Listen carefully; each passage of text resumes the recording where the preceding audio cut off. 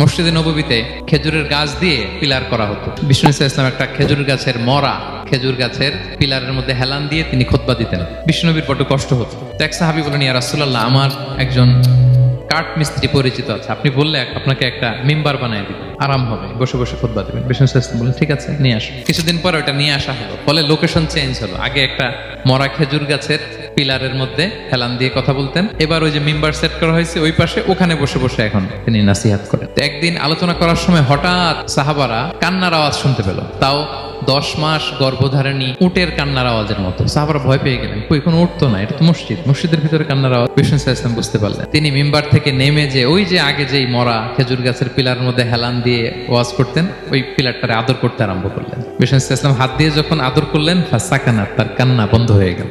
আজ ওই জায়গাটা চিহ্নিত করা আছে। এটাকে বলে মসজিদে নববীতে আল উস্তুয়ানাতুল হান্নান। হান্নান মানে কাঁদে এমন পিলার।